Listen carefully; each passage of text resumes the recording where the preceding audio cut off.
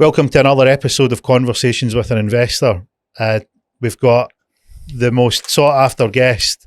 He's been a ravaging success, and my social channels have blew up with people asking to get the big, huge tattooed guy back on. So what better way to do it than to get him back on? In this week's episode, we'll cover everything from parenting all the way through to what you shouldn't do with a tattoo, and some of the horror stories if you don't moisturise, which is a bit of a dichotomy in the tattoo game. You wouldn't think of these big butch tattooed guys going out their way to moisturise. So without further ado, let's dive right in. So some response last time. Everybody. Is your fans always like that? Oh, aye. Everyone everyone wants to be like Mike. I like Mike. I do all right though. Like, considering it's just mostly nonsense, but people fucking, for whatever reason, they just like the nonsense. They really like you. They do. I mean, so really like you. So they should. Oh, some of the comments, they really like me. The one really, for really the Texas they stood out to me. Texas? It was like, cocky 330 will set you up a spot in Texas. I'm like, what's the tattoo jargon here? There's either a deep underworld nightlife that's... I feel like that was a dude, and the way I took it was a guest spot, as in, like, I took it as, I know guys that have got shops, I'll hook you up with a spot in Texas. Right. I took it as an innocent gesture, but it might not have been. I went a whole different avenue with that one. I mean, if I end up in Texas and I never come back, you were right and I was wrong. I don't like him. What came to mind was, you ever remember the guy from like MI5 and he was found in a gym bag in London?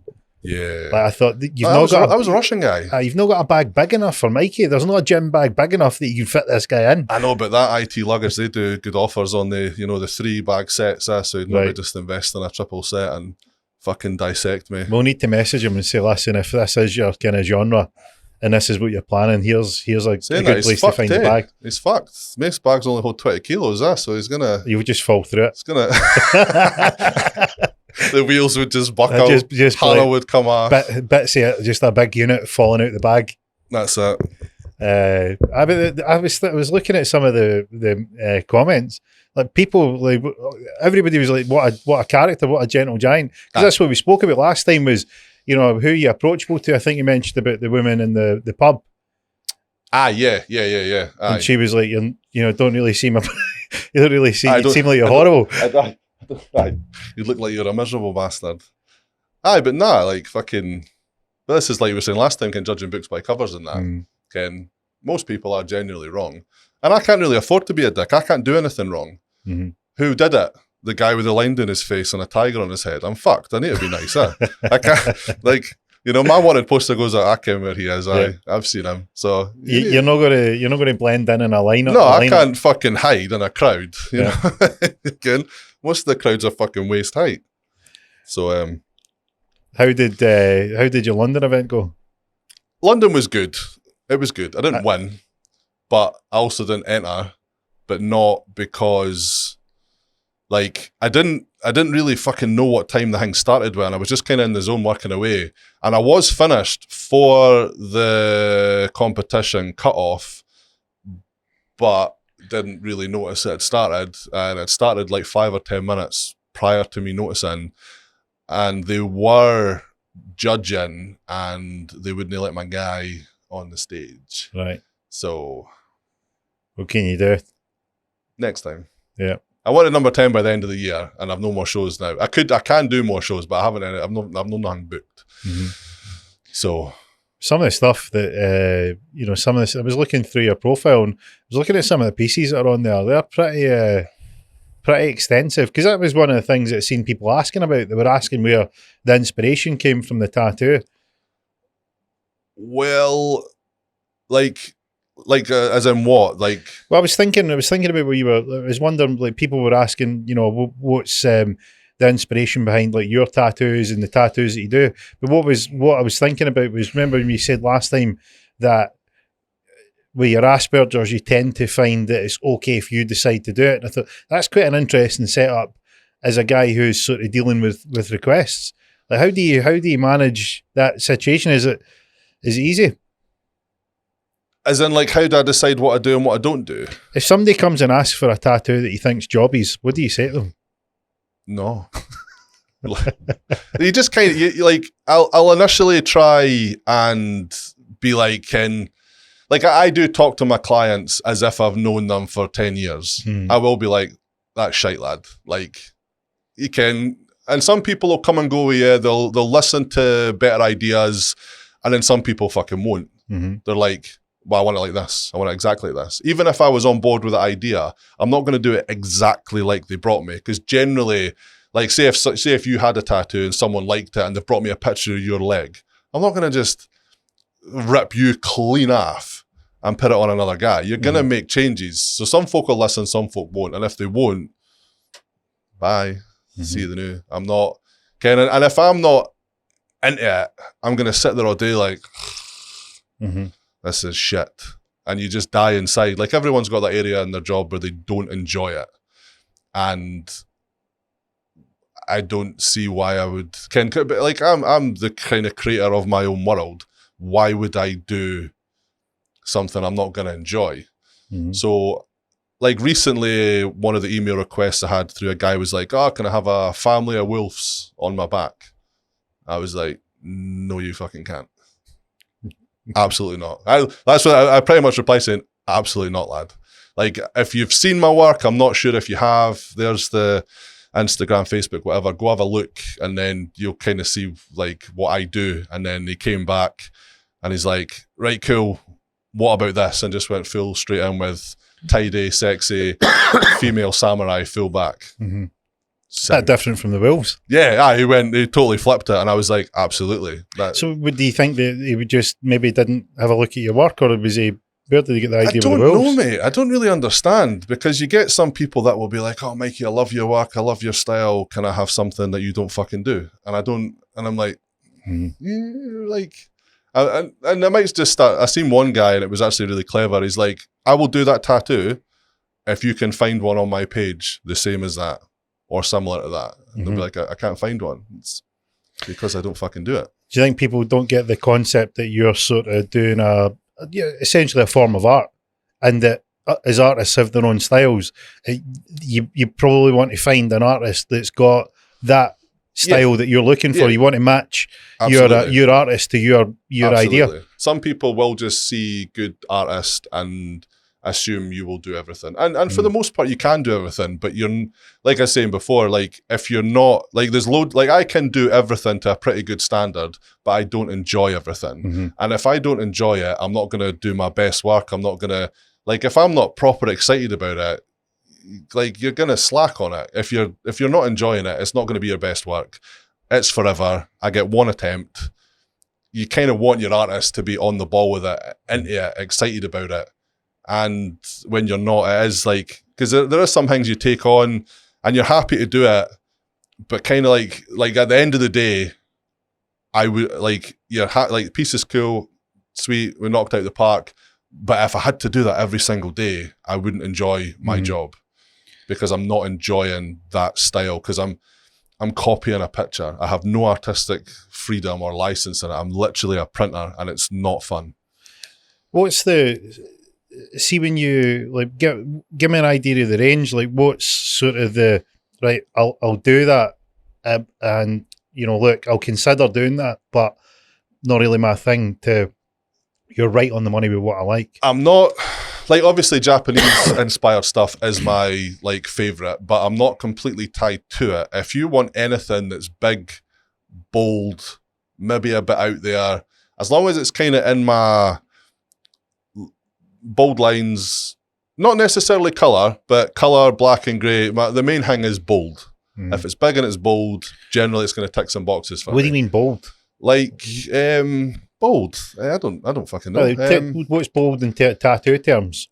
Well, that would depend on the person. But, like, bold for me is chunky lines, big and solid, just fucking, bold. I don't really know, to be fair. I don't know how to explain it. I was wondering what it was, you know, because when I was thinking bold, obviously big, but because I would say bright and bold. There's something that stands out about it. Bold, you know, if you, it's Aye, but sometimes it's black and emphasised. grey, so it's not bright and is it still bold if it's black and grey because it's not bright? I mean, I think if you've got a big, like, if, for instance, if you're making it look big or thicker, or I would say bold. bold. Yeah, aye. I think like a letter. If you made the letter bold, what happens? Yeah, it just gets bigger, doesn't it? Just gets sort of chunkier and thicker. It looks. Yeah, like so bold's a good word. It stands out compared to what it would be in a normal normal sense. So I don't mind that, because you get folk that'll be like, "Oh, can you do a Greek-inspired Medusa thing?" I'm like, sweet, as long as it's got some big ass lines and it's bold. So more neo-trad Japanese. I will take on some larger sort of realistic-y type stuff, but only if I get to play about with it. Because if I'm just copying a picture, I'm literally, by 4 o'clock, I've died inside and I'm fucking over it. It's, honestly, it is. Like, it does get to the point now where it is just fucking, it's boring. Like, it's not fun anymore. It's a cool challenge for 5 minutes trying to match it to the picture, but nah, I'd rather have complete artistic freedom and do something. And I've got enough clients that'll let me do that. Like, I had a guy literally last week, full leg sleeve. So what do you want? It's like, don't care. Do not give a fuck, as long as it's colourful. Sound. And is that really on the money for you? No. Like, you like a bit of the interaction? Well, no, it's decent, but like, have you ever, like, when you're like 6 years old and your mum's like, you can have a sweetie, any sweetie you want, and you're standing in front of the fucking chocolate aisle with 45,000 sweeties and you don't know what one to pick. Yeah. That's the same for me. Same you idea. Do whatever you want. I'm like, oh, I could do that. Oh, but then I could do that. Ah, but I could do that. And the next thing, it's 1 o'clock in the morning, I've drew fuck all and I still can't make my mind up. Whereas if you're like, I want my leg done, koi fish. Cool. Now, fuck off, leave me alone, and I will smash that koi fish clean out the park, because I've got the direction. So how did you, so last time we spoke, it was about 10 years that you've been in the game really, really on the money. Yeah. When did the Japanese sort of inspired stuff take hold? It was kind of always floating about. People would always request it, but I didn't really know a whole lot about it, or backstories, or anything really to do with it too much. I'd done a couple of sleeves and a couple of pieces, but because when I started, I was trying to do more traditional stuff. I kind of built the Japanese sleeve a bit more like a traditional sleeve, which is more like individual pieces, and then you try and connect at the end. And I mean, it worked for the most part, but it's not how it should be done, in my opinion. I mean, I look at your stuff, and I don't know a great deal about tattoos. I mean, so I'm speaking as someone that doesn't know anything about that kind of industry. But when I look at your pieces, it looks like one entire piece has been put on a part. It doesn't look like you see people when they've got looks like they could have had it different times, because nothing sort of seems to be like, we'll put that there and that there and this there. Yeah. When you look at the stuff that you do, it just looks like you took a huge picture and wrapped it round. Exactly. That's what it looks like. That's what I like to do. Create the scene and just wrap it around a limb or a body or a back or whatever it is, as opposed to the individual bitties. And how? So when did that start to get you think? When did you think, well, hey, this is what I like doing? Not sure specifically on that. I do know when the scale started, like kind of how everything I do is fucking enormous. That came about because I was about to start a back piece on Abbey, and it was just a thought process. I'm just like, right, why, when people do such big tattoos, so if you tattooed a hand, for instance, you would have whatever line gauge you were using, and your hand is obviously, 3 inches by 3 inches on average. And then they do a back piece, which is fucking 10 times the size. The design got bigger, everything got bigger, but the lines don't ever seem to get bigger. People still just use the same line weight. Well, why? If you've blown everything else up, surely it would just make sense that the line got bigger as well. And there we go. And is that sort of your signature piece compared to other people that do similar designs? I would say so, yeah. Like, people will often say, like, they could tell my tattoos from across the road, literally just by the scale and the line weight. Ken, and folk, like I had one guy who was in fucking Mexico and woke up to all these missed calls fucking 4 or 5 in the morning, and then to a range of pictures, and this guy I know from Texas had bumped into a guy I tattooed from Coat Bridge, and he's the guy said, "Did Mikey do your tattoos?" And he's like, "Aye." It's like, I fucking know Mikey. And it's just, Ken, so a guy from a complete another continent has bumped in a guy from another continent on another continent and's recognised. So they're absolutely blazing outside like Coco Bongos, and I think we'll phone Mikey. Exactly. Luckily, my phone full of mojitos. Lucky my phone was on silent, because fucking I would not have been. Well, saying that, I'd have probably been like, "That's fucking mint," but I'd have probably not been overly excited at that phone call. But so yeah, people do notice my work, literally, generally based off the line weights. So I mean, it seems like it's got a bit of global reach. It's getting there. Like, it's at the point now where though, like, there's so many people are jumping on the bandwagon as well, and everyone's lines are starting to get bigger. Mm-hmm. Like, not saying that I fucking started it, but kind of did. Kind of fucking did. Right, you're saying that. So it's kind of cool though that I've had an impact on the industry, and people are, because like flattery. No, what is it? Imitation's the sincerest form of flattery, or something like that. So Charlie gets nipped when she sees someone else doing it, but I'm like, well, that's fucking cool. Do you know what I mean? Like, no one copies a shit cunt. Like, you're obviously doing something right if folk are copying you. Yep. So yeah, I kind of like it, but at the same time, what was did anybody get in touch with you after your first episode? Loads of people. Ken, what I've noticed though, see the folk closest to me, no fuckers watched it. Not really? No cunt. No danger. 100%. Like, the last that works with me, I'm like, "Did you watch it?" She's like, "I've done the first 10 minutes. I'm like, "Are you fucking joking?"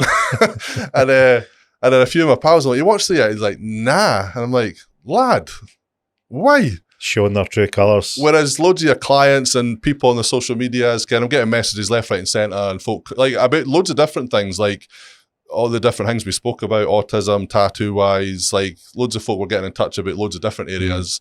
And a few people are getting in touch with me, Ken, who are worried about their children and asking for bits of advice on, Ken, the process to maybe go and speak to someone about their kids because they've got concerns about stuff I was saying and whatnot. So it's been kind of cool, like, on across the board. Like, see, when you seen the autism bit, it must be good having someone there that says, sort of signposts, say, look, this is okay, because a lot of people will get the wrong idea about it. They'll think it's like a death sentence. They'll just think that, oh, that's it, I can't do anything. Yeah, and I think it kind of comes down to how you approach your autistic child. Like, kind of like yes, you need to be aware, but you can't then wrap them in cotton wool, because they're not gonna, like, if you, like, I don't really kind of explain it, like I was saying last time, I'm all for exposure. If you do stuff that makes you uncomfortable, you will eventually get more comfortable with it. So if you wrap your kid in cotton wool and don't let them experience or explore anything, they are going to be held back. And yeah, your kid might have a hard time and they might have a flaky or meltdown or kick off or whatever, but eventually it will get better. Whereas if you're just like, "Oh no, my kid can't do that," did you ask your kid if you couldn't do that? Or have you just made the assumption? And I get most people are just trying to protect their kids, like 100% understand it, but like, I think I'm that well in tune with the world, maybe, I don't know if that's the best way to put it, because I grew up in a household with 5 kids. There was no time to pander to me. And obviously my mum didn't know at the time. So you were just kind of, sit down, shut your puss and get on with it. It's funny because you think of it, you think that you've obviously got these traits and that you've risen to the level of the brothers and sisters versus just being sort of mollycoddled to the point of I can't do anything. You've had to rise to that level. And that's what the exposure is about. Absolutely. It shows how important it is. Like, if you've no choice but to do it, you're gonna have to do it. Whereas if, like, any kid, not even an autistic child, any kid, if they can get out of doing something, they're fucking getting out of doing something. Even some of the names, like, I was looking at some of the comments, there was obviously some really, really angry people because the energy off some of the handles that they've written, like I can't stand the human race and I hate everyone. Mikey, you're an absolute legend. What a great guy. I thought it's one guy sent me a really nice message, and his handle on Instagram is "fuck off." I was like, that is class. But it was actually a really pleasant guy. But I was like, it's just at the top of the screen. "Fuck off" has mailed you. I'm like, all right, sound. Let's see what this guy's got to say. What did they make of the piece on the being tactful about the dress? No one's commented. No, I've not had anything about that. That's because there's men just hiding behind the sofa saying, "Look, I'll never, ever do it." Aye, but no one really got in touch about that bit. To be fair, it was mostly like either like, "Oh, you're brave," and you're Ken talking about it and stuff, and I don't see it being braver. I don't really have an issue with talking about it. But it's cool that people see it that way and encourage it and whatever. But like I say, mostly it was just folks saying it was a good crack. It was funny. It was a good banter between us. And then obviously you had the couple of women getting on the ball saying she'll have to watch it in 10-minute intervals.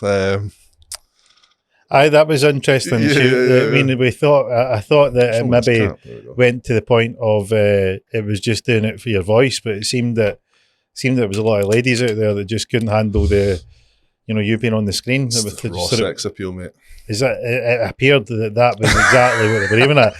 The Texas guy was a bit sort of was delicate. He a guy? Did you go look at him? I don't even know. I don't know, but a Cucky 1330 or something. The name's a bit suspect. The name's a bit suspect. Very sus. I thought, I don't know. I don't know if I'll go hang out with a guy that's name's Cuck. And it had 5-star almost. It was like a TripAdvisor. Oh, no, yeah. And shout out to the guy out there, or girl, or whoever's behind the handle. Yeah, that's it. That was it. I thought I'm usually good at reading between the lines. I was like, I don't know what's going on here. So maybe I don't know the tattoo lingo, or maybe this is. I took it as if was it Cuck 5 stars is watching, you could clear up your intentions for me being in Texas.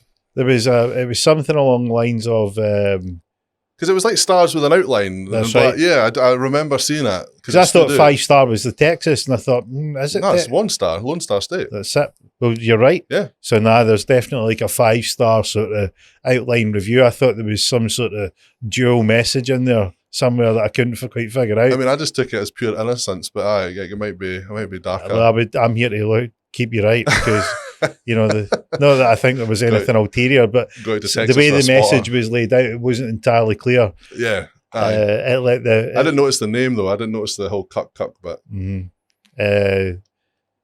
But yeah, I think that was like the messages were all pretty positive. I thought this really, really solid crew of like people that follow you, people for years ago. Yeah. People that were in school. Yeah. People that were like they knew you for years. People who'd done their first tattoos. Yeah. None of them. None of them in Braille, according to them. There was none of them. No. This is when I figured out how the shit worked. How like Deep in Scarred 89 has entered the chat. It's like, if it hits the bone, it's too deep, right, Roger? Cool. Learn from that one.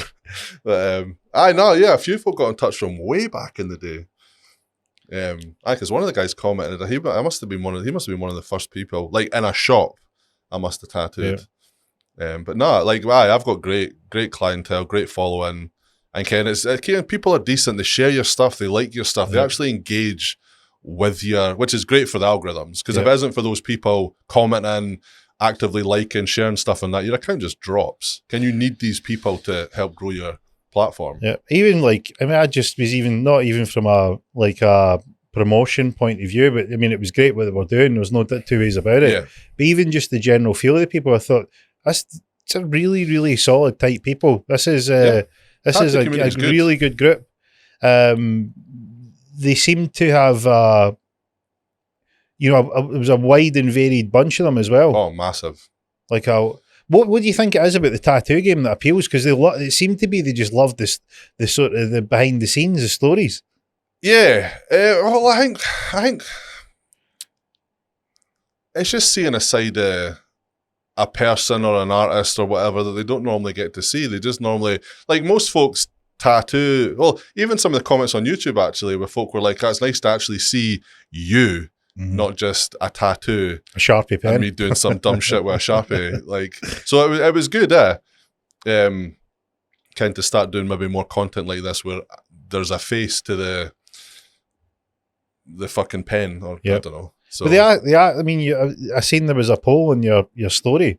What? There was a poll like. I put that hang up to see if and it was a landslide. Yeah, which was great. And everyone that said no were my pals being wankers.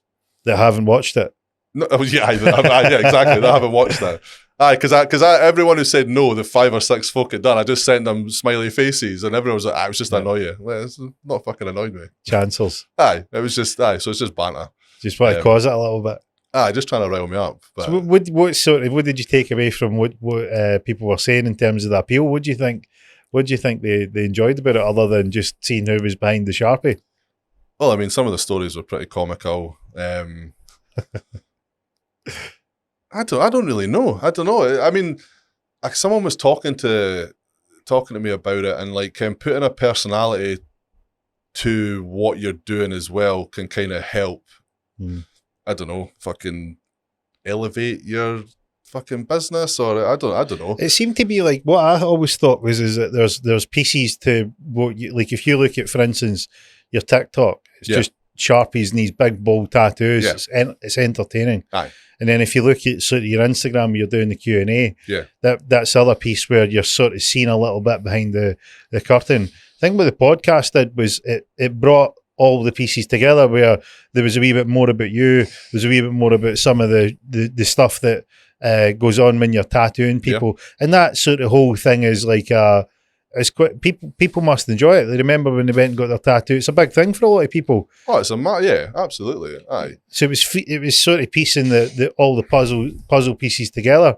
I think that was what kind of worked well, and it shows that when you're listening to the people that had got in touch, they were all sort of adding the little bits. It was like a mosaic. Yeah, you put it together, and the mosaic was like, oh, these are all the pieces.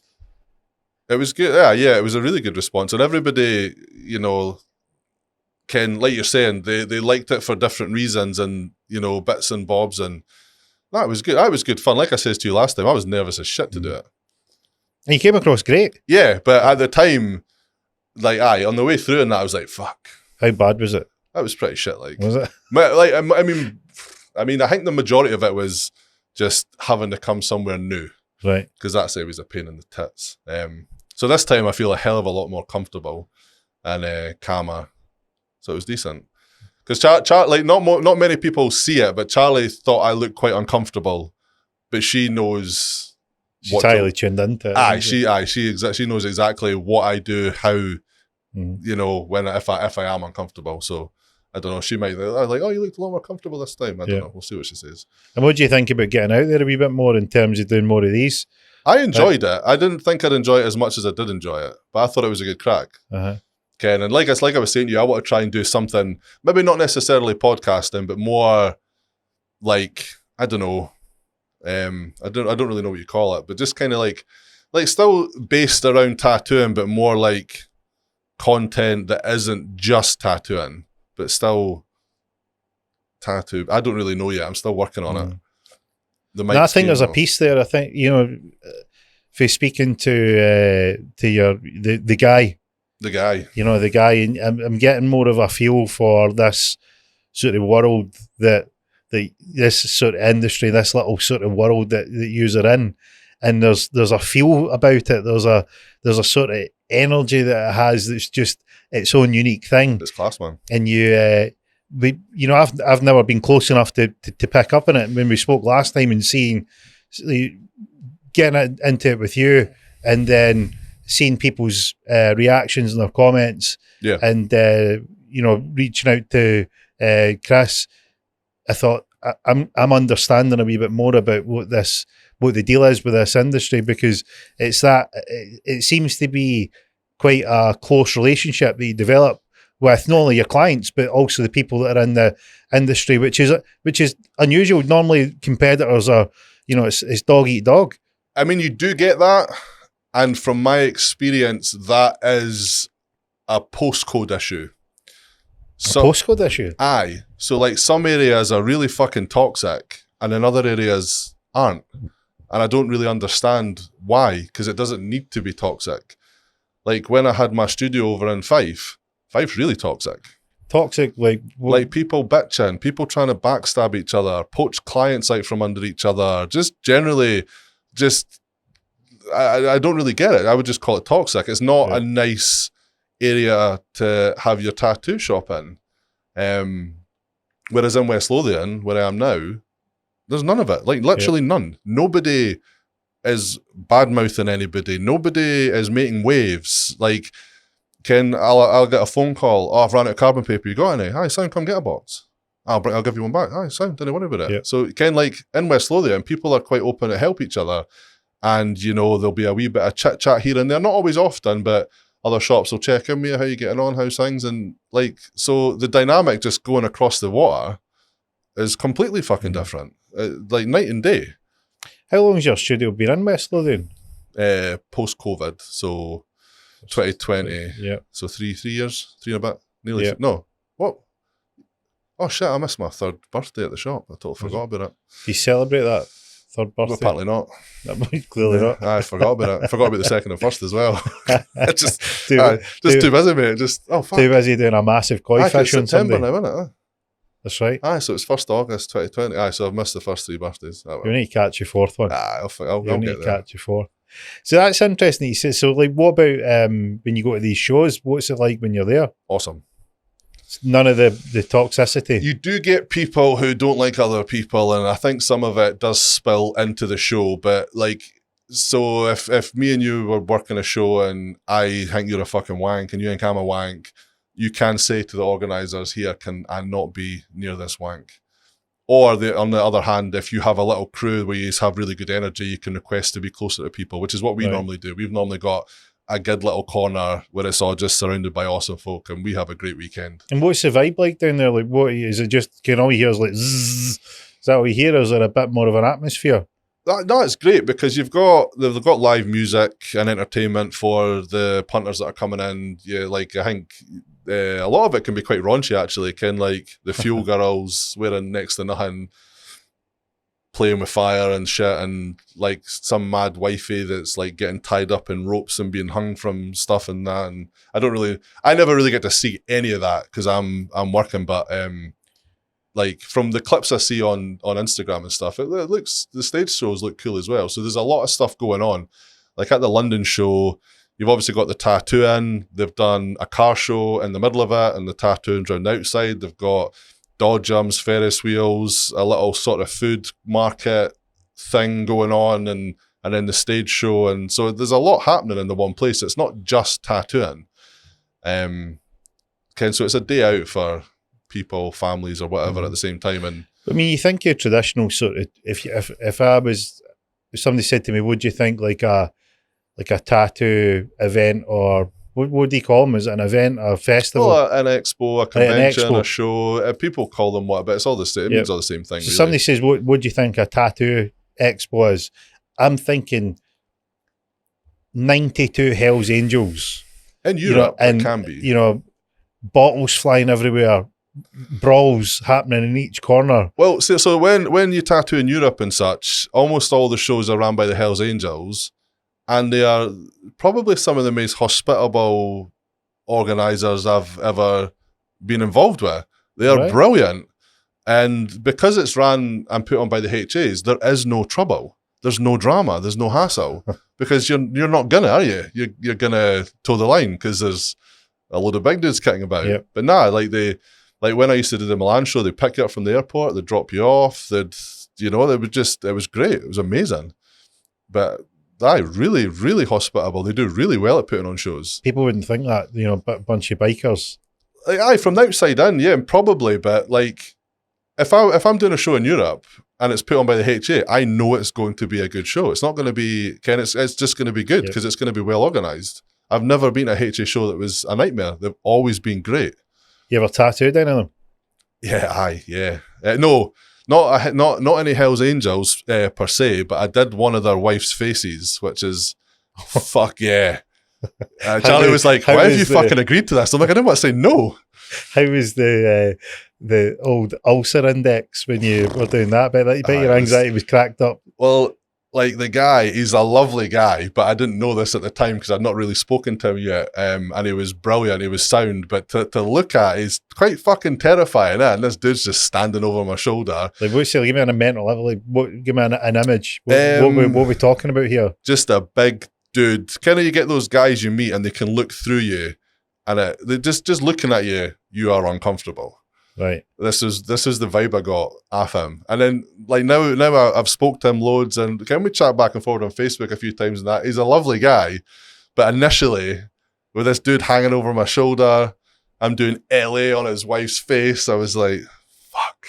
Like, this needs to be perfect or I'm going missing. Yeah. So that was pressure. But it came out well. I'm still here to tell a tale. You've not ended up in like one of the rivers in Europe as part of the permanent furniture? In a container and goodbye. Some canal in Amsterdam, like, that looks like Big Mikey in there. Fucking aye. I was kind of one of those ones where I'm like, why the fuck did I say yes to that? How big's a big dude to you? It's not so much, I think I was bigger, but like this dude had some life experience that I don't have and will never have. You could tell. Oh, you can. It's like looking at a fucking lion's eyes, You know what I mean? Like, and you need to tattoo. Yeah. He's a good lady. Yeah, he's kind of like, you can look at a tiger or a lion, and I've eaten folk. Yeah, this is the feeling I got of this man. But he's lovely. He's a nice guy. Mm-hmm. But like the 40-yard stare was real. Like, so what? Like when you go to these events, is it? You said the majority of them are run. Is it the majority that are run by the Hells Angels in Europe? I've not done a European show that wasn't put on by the HA. Yeah. But there are shows on out there that are put on by other people and independent parties and that. But for the most part, from my experience, is the HA are involved. Do they allow it? What do you mean? Do they allow other people to do shows? I mean, they exist, so I assume so. Yeah, for sure. But like I say, like if I know it's done and the HA are involved, I know it's going to be a well organized, decent show from my experience. What did some people were asking about your tattoos? Mine or yours, the ones I do? The ones you've got. Mine are. Actually, I seen a comment about like why I didn't have any Japanese tattoos, and I do. My head's Japanese. And my full back will be Japanese, and so will my full front. And this all will be getting covered. I'm going to black out all 4 limbs. How do you cover the black? What do you mean? See, you've got like your forearm. For the listeners, Mikey's forearm is completely black. Can you tattoo over it? Yeah, you can put white on it. So you start off with your normal skin colour. I'm assuming you've had a tattoo that you decided, no, I'm just going to go over it in black, and then to re-tattoo it and you go back to white. Yeah, but like so when I say put white, I don't mean like I've went white, I've went black, and then I'm going to put white over it. I mean like it's basic, but I can tattoo like white lines in the black, so not like colour the black and white again. If you get me, like I'll be doing. I don't really know if I've got any examples on me, but like you would do the line work on the black so it stands out. So it is quite simple, but it's just, or what I really like is the sort of new thing that a load of folk are doing is black on black, which is really fucking cool. So you kind of get different gradients of black, which isn't really noticeable from a distance, but up close, it's cool. I think it's cool anyway. Right. But like, when you ever see like black guys that have got tattoos, it's more of a contrast thing than it is like an out and out standout, color piece or anything like that. Yeah, but that's just down to skin tone. Mm-hmm. But like a lot of my stuff is more traditional based because at the start of my career, I wanted to do traditional tattoos, which is all the smaller, bitty bangers. The American traditional and stuff, which was, at the time I loved, and I still do like it, but I like, again, just blowing it up, just making it bigger, taking this thing and just going bang. So what are you going to go for with the... So I will have a full Japanese bodysuit, but my 4 limbs, because there's such heavily tattooed already, I'm kind of fucked. Like, I'm not going to sit and laser all this off. It's going to take me years. So my plan, I'm just going to black out all 4 limbs. And then once my suit's done, like the bits that are clear, I'll then, depending on what I end up doing, I'll then branch off and just have some sort of white, simplistic waves or flowers just in white on the black. So who would you get to do that? Have you got somebody in mind? The blackout, I'm not sure yet. There's a lassie who I believe is from Barcelona. She's pretty awesome at doing the blackouts, and she looks pretty quick as well.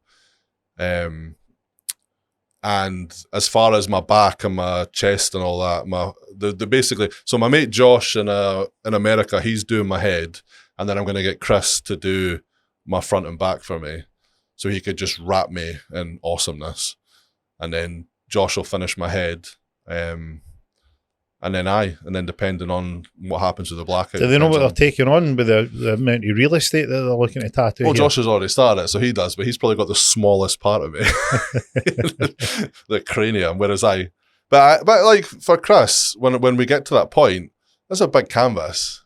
That's something to get excited about. That's a monster. Is that a buzz for like tattoo guys? For me, it is. I mean, he might look at me and be like, "Fuck," it's like painting the house, but.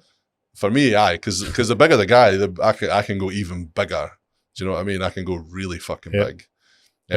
Does he know it yet? Are we going to let him know that? Oh, he knows. I've already mailed him, telling him I need to get my finger out. I just need to book in with him. Right. But there's 2 factors in it. 1, I'm busy, and 2, I'm a shite bag.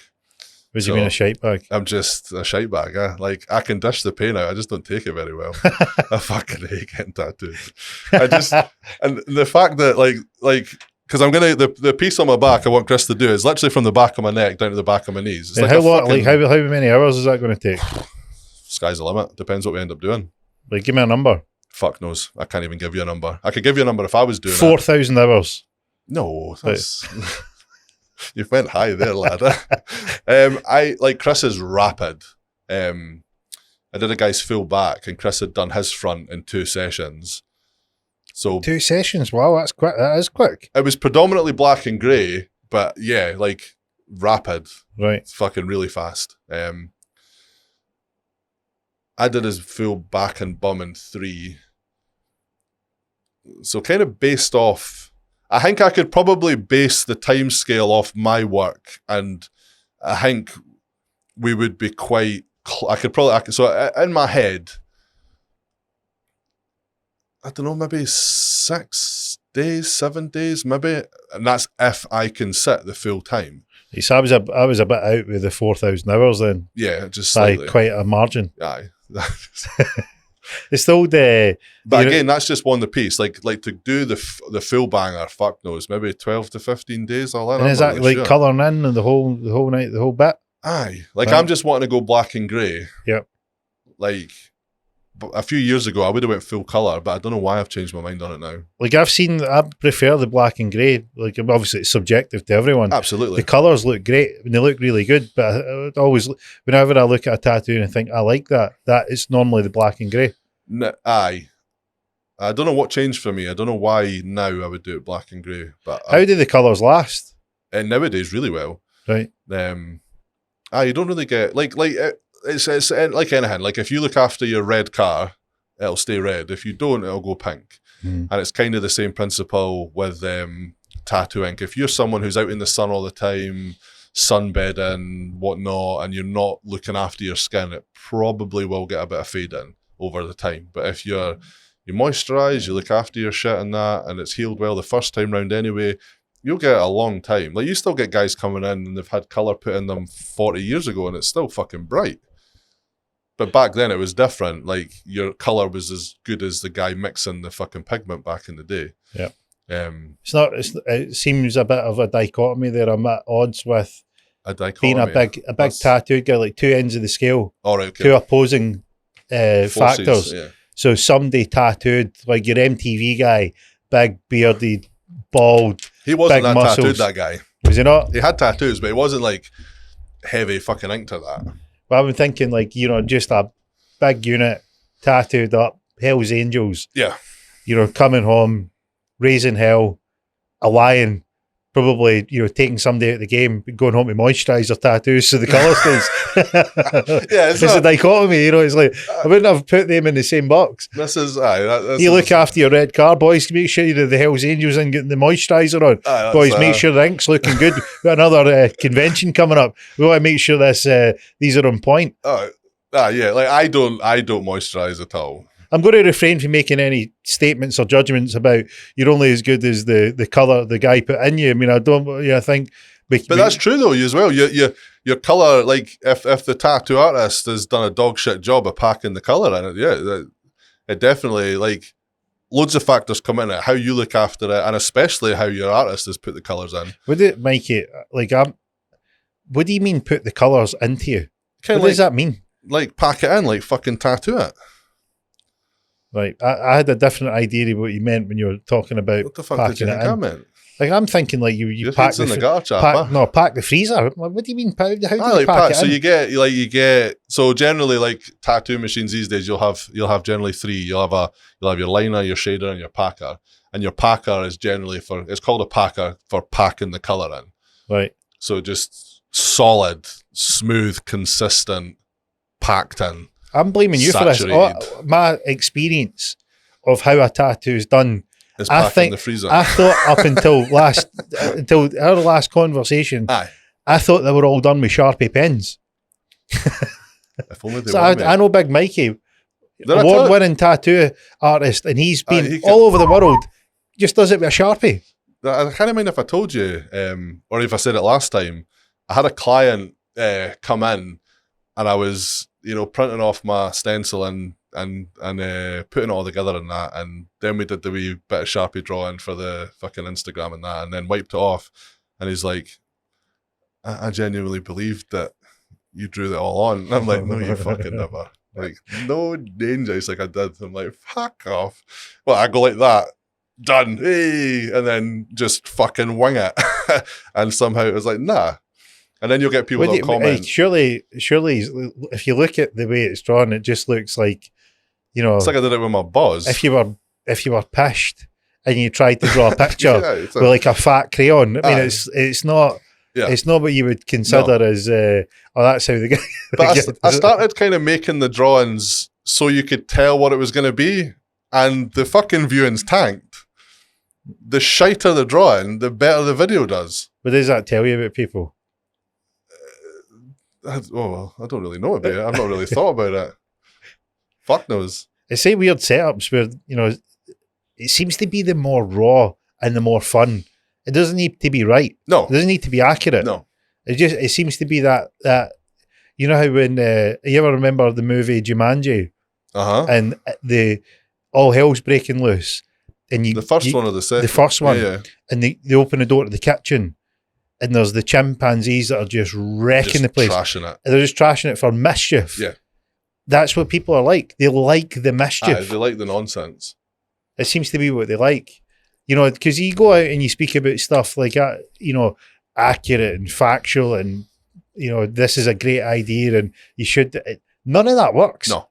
They want the chimps in the Jumanji movie just they want the nonsense. Wrecking the place. Because I think if they can tell what it is, they're like, I don't need to fucking watch it. It's going to be a dragon. And imagine that, and they're having like a big, massive guy that sort of just drenching parts of America when women see them on a TikTok. Literally overcome. I was like, what you got about that? Drenching, I can only watch this in 10-minute spells because I just cannot take this guy's voice and everything he does. And you look, and that seems to be, they want just that release, that enjoyment.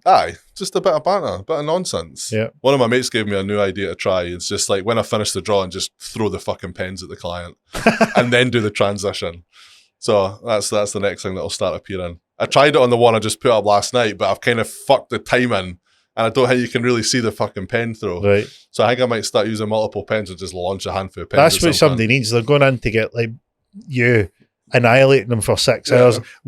Can I throw like 24 Sharpies at you? Like I warned Dom that I was going to throw the pen at him, but I don't know if the reaction of me just launching pens off some cunt prior to the transition is going to be good fun as well. So I don't know if I will tell them. What does somebody say to that? What does somebody, like, I mean, what are they going to say? There's Mikey 136.6 kilograms, 6'7", covered in tattoos. Hi mate, I know you came in and you've booked up for today and we've discussed what I would like to draw on you because your idea was completely garbage. You're not getting the wolves. We found something Japanese. It's going to be big and bold. The only condition is I need to launch these pens at you. Done. They're all over it. People get annoyed if I don't do the Sharpie drawing. But they'll come in a bit, you're going to do the drawing. I'm like, do they? Yeah. I don't even think they come for me for my tattoos anymore. I think they just want to be on a Sharpie video. Like who peaked. When did it start? When did the Sharpie stuff start? I don't even know. I mean, I'll be able to find it on TikTok if I scroll back. Was it TikTok you started it on? Yeah. Yeah, I think it was. There must have been something I remember when I was listening. I was doing some of the clips. Yeah, and it was something I thought Mikey must have been on something beforehand because you said that it was like 10 years or something. You were doing it. Yeah, but I'm like TikTok's not that old, so you must have been on something. No, that was first. tattooing. Like the TikTok thing's less than a year old. Right. Okay. Yeah, maybe picked you up wrong. I know tattooing's been like a decade. No, the TikTok and shit. That's like that's new. That's like less than a year old. Just over a year. About that. Yeah. Like it's not been going for long. You know, a funny thing that me and Mike had a conversation after the episode on the phone. You had a business idea. Yeah. And these are some of the reasons that people should talk more, right? Or just throw ideas around. Yeah. Right? We're not going to go into detail about the business ideas, right? Because they're in their early stages. We're not going to nick any of them. And some of them are absolutely garbage. But there was one idea that I think has got a lot of mileage in terms of, where the tattoo industry is, what you see with your experience, and what people might like to get on board with by taking into account some of your experience with all these expos and conventions. How, if they want to get in the game, they want to get up to that kind of level. Yeah, that's just, I was talking about that the other night. That's the one, and it was the one. It was probably the fifth thing that we discussed. It was the last one, and I think that's the one. I think it's got some. I think it's definitely the first one was great because it started the conversation. I'm not really sure it's going to go anywhere, but it got us to the fifth. It's an interesting concept, though. It is an interesting concept. It's an interesting concept if that's what you want. But it's just like the same thing with the Sharpie. It's like the Sharpie videos. Yeah. If you actually give people what you think is right, they're likely not. I don't want they want to be the chimps and they want the madness. And sure. I think that's where it's maybe got. It's maybe not going to fall. It's going to lose steam. But the one that we spoke about last, it's been rattling around that the old investor entrepreneur brain's going, yes, tick, tick, tick. I can't mind if I said it on the phone, but I've got a potential decent name for that, which I'll obviously not tell you the name. Right. But because it also links into what, saying that, it kind of clashes with the sort of content shit I want to do as well. Well, I reckon what we do here is we say to people, listen, it's clear people like to engage in terms of you've got a following, you've got people that are listening in. None of your mates, by the way, they're getting called out, right? None of them. Who needs fucking... No, who has They've shown their true colours, Mikey. They've shown who they are. Who needs enemies when you've got pals, mate? No, like these ones. Don't even watch a video with the Mikey coming out for the shadows. No, they're there when I need them. That's cool. That's all right. We'll give them a wee bit of leeway. When I need a body buried, right? They're there. Good. But not when I'm waffling nonsense on a fucking podcast like that. Fuck that. I think they're missing. I says to my neighbour, I was like, "How have you not watched it?" He's like, "Fucking I see him his days. I'm not going to sit and listen to you too." I'm like, "Oh, that's fair enough." Well, you're good to give him a bit of credit with that. Aye. It's like, I'll fucking care all the piss you're talking anyway. I'm like, all right, fine. Heard it all before. Basically. There's some of them. I mean, how did you find watching it back? I sound, to be fair, like kind of sometimes like kind of some folks say when you hear yourself talking on a recording, you don't like how you sound. I didn't really hear an issue with myself. I thought I came across all right, to be fair. Like, and again, we're just shooting the shit about like the behind the scenes stuff because that's what people love. Like, I remember when I was doing the clips and editing, I said to the missus, like, see if you upload something. And by the time that I'm done getting this ready, I've probably heard myself a dozen times. I'm sick of hearing me say the same thing. Well, I'm absolutely scunnered with this. I can't mind if it was. I can't mind if I physically seen Stacey or she was on the phone to Charlie, and she's like, "Oh, Gio's uploading these clips. Like, watch this," and she's like, because she said I started coming up on her feed, like not looking for us. Yep. And she's just like, again, you're like, "Oh, check this clip." She's like, "I've fucking seen it 10 times. I'm done now."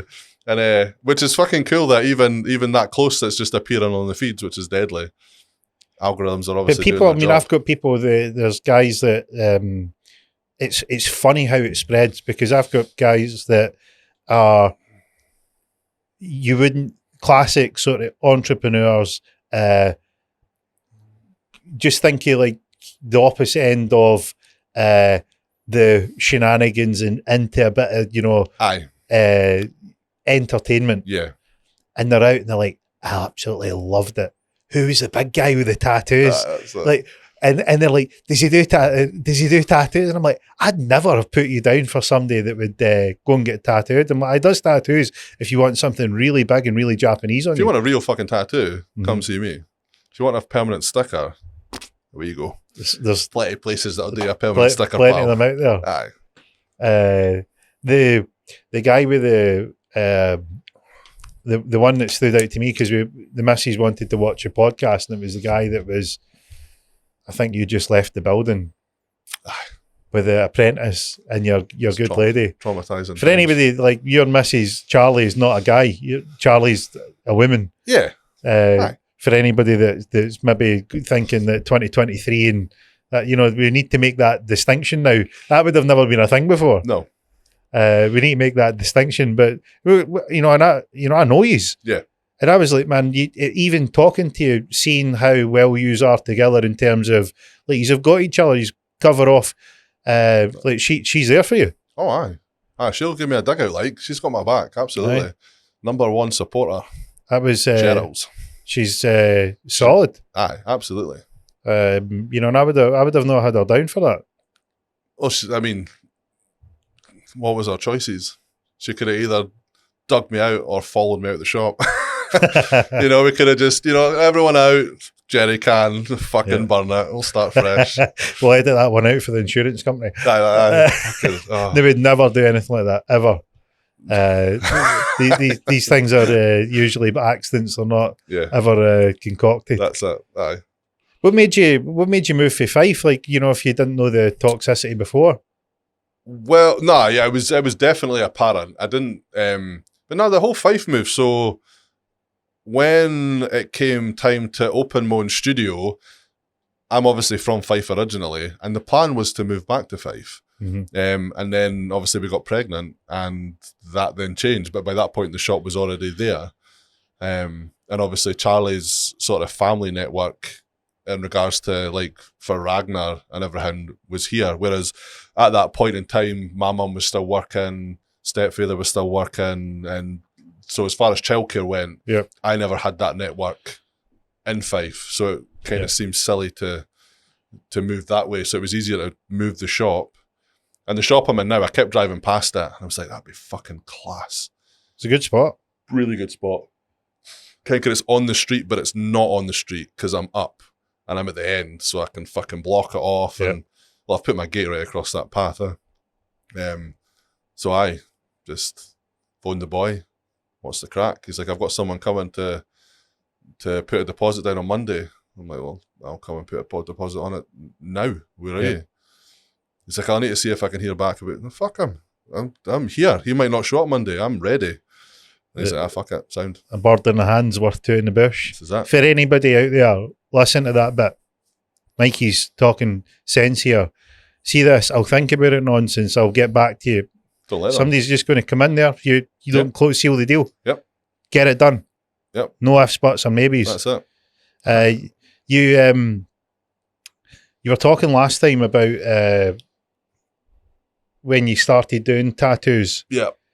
And I remember thinking to myself, what would it be like, see this room that you were in? Which one? Oh, the first shop? The first shop. Yeah. When I listened to it back, it sounded tiny. It was. It was fucking wee, lad. Yeah, it was like, this podcast studio is bigger than the room I started in. Like,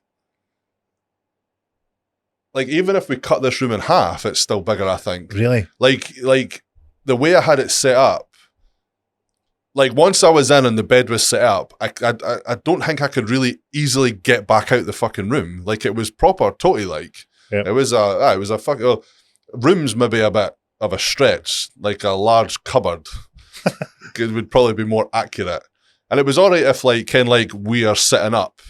But if the bed had to be laid down, it was fucking, you just, right, I'm here till I'm finished sound. Yep. It was a small room. It was a small shop, and he did try and navigate the space the best way he could, but it was still, there was probably too many people in that fucking shop.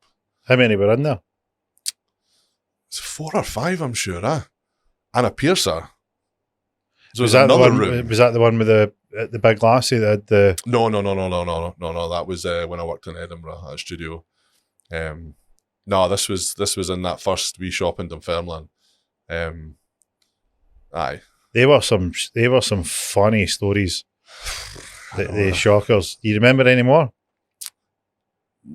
Anything come to you afterwards? No, because it seemed to be you were like. Nah, I've got great clients. Oh, well, there was this one thing, they just kept kept rolling out. It's one of those ones where when you can't think of something and then it's like bang, bang, bang.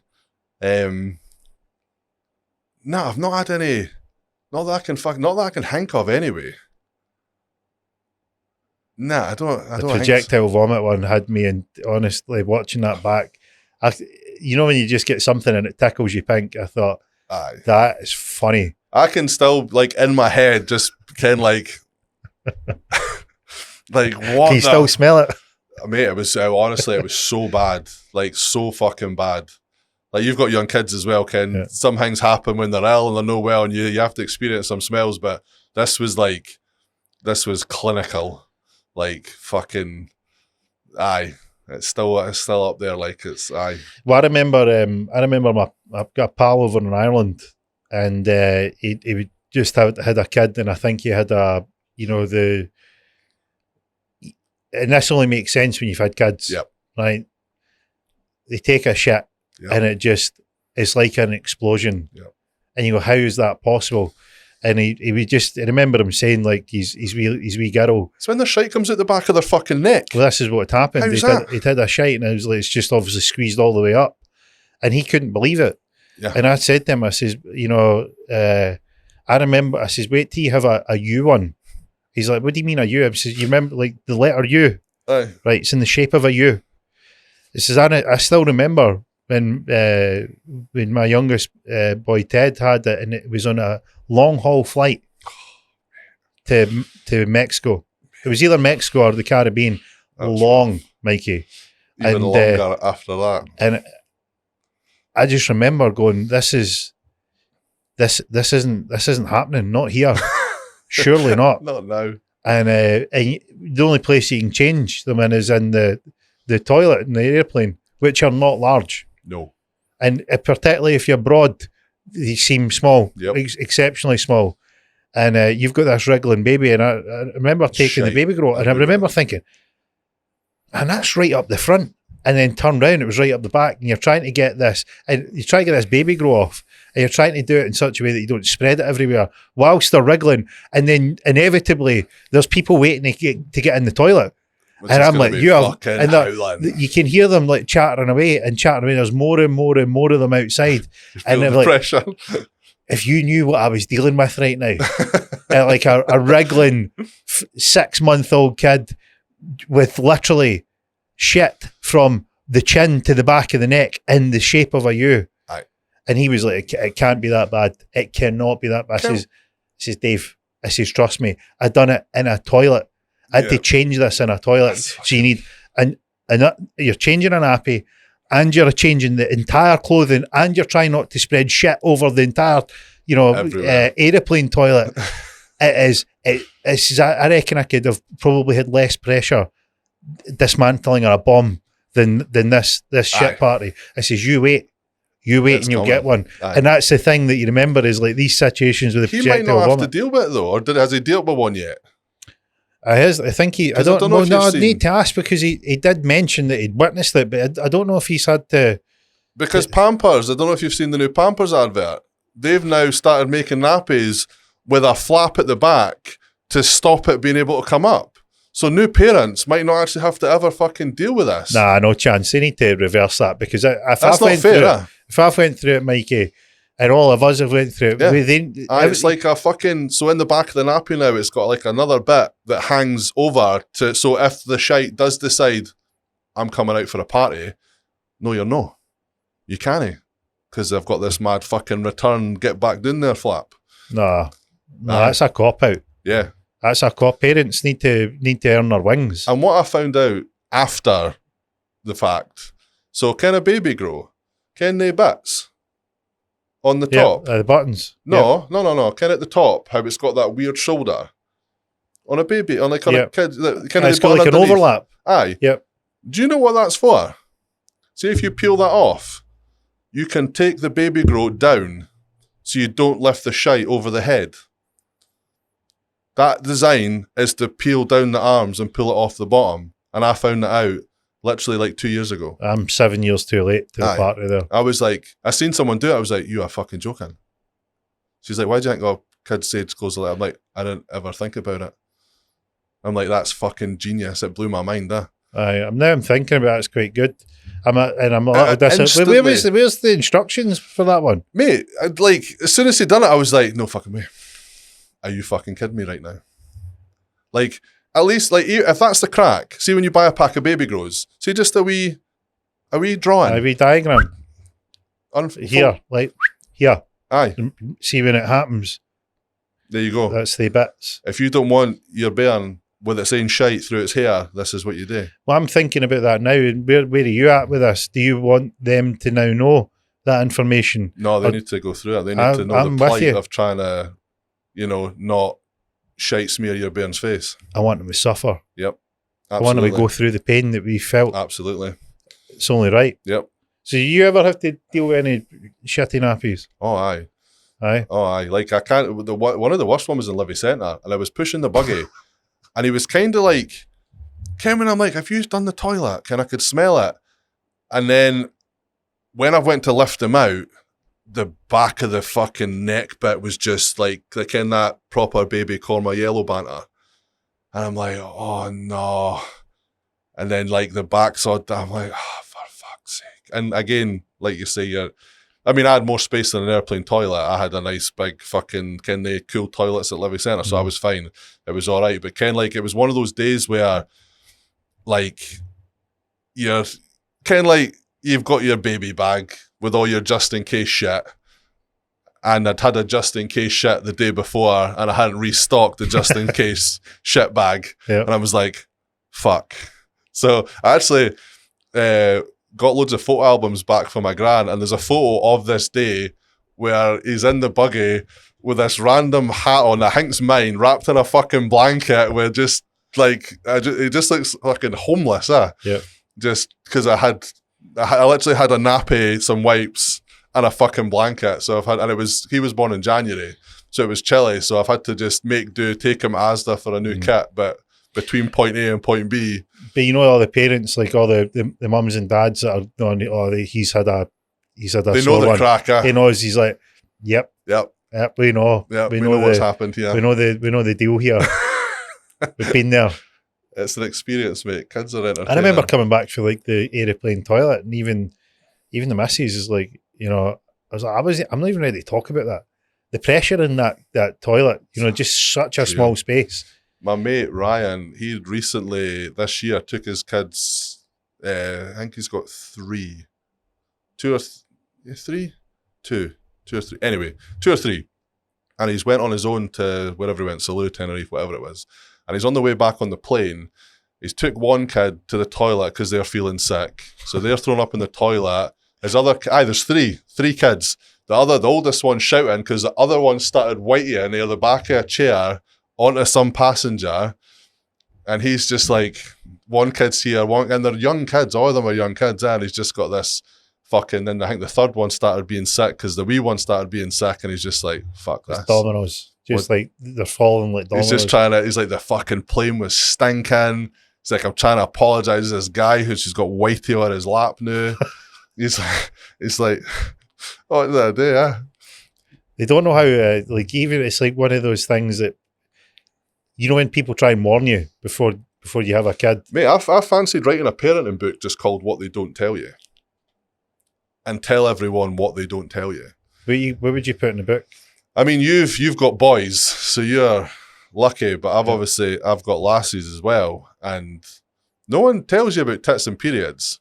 I know if you're a mother, you know because you've had to experience it. But like, I don't fucking know about stuff like that. And somehow I was the trusted sound parent to come to when these things started to happen. And, I'm way down the line for people to come to about this. Like, I don't even want to be on that list. But somehow, there's my name at the fucking top. You were the guy. I was the guy in this situation. So I was literally talking about this earlier at the primary school. I don't even know how it came up. And it was that kind of like, I think she'd started and she was, she's probably going to kill me for telling the story actually. Huh? Anyway. It's going to be good. It is going to be good. Like, so I can't mind. I was looking through a room for Saham and she was 13, 14, maybe, 12, 13. Anyway, between period starting age. Right. And I found like a shoebox and she'd obviously started her period and she tried to use some of Charlie's stuff, but she'd just had Ragnar. So she's obviously tried to use a maternity pad, which the fucking size of they hangs, and they're wrapped round her 8 times, Ken. She's a wee lassie. It's like a cotton tent. Aye. So I've just been said to her, I'm like, what's the crack? She's like, this is, I'm like, right, sweet, we'll get you sorted. You're fine. And I was like, well, we'll get your ma. And she's like, can you just not do it? She's like, I didn't really. I'm like, can you just, I was like, right, fine. So I goes to Asda and I've approached this as a logical man. I'm like, wee lassie, wee vagina, wee pad. And I went home. I went home with panty like, I don't fucking know. Why is there so much choice for a start? Like, there's a whole fucking aisle. So I ended up going home with panty liners. I was just looking, and it looked like the way I approached it, it looked like there was a size thing going on, which turned out to be a flow rate, which again, I had no fucking clue. So go back, they're wrong. Right? I just imagine you on the phone.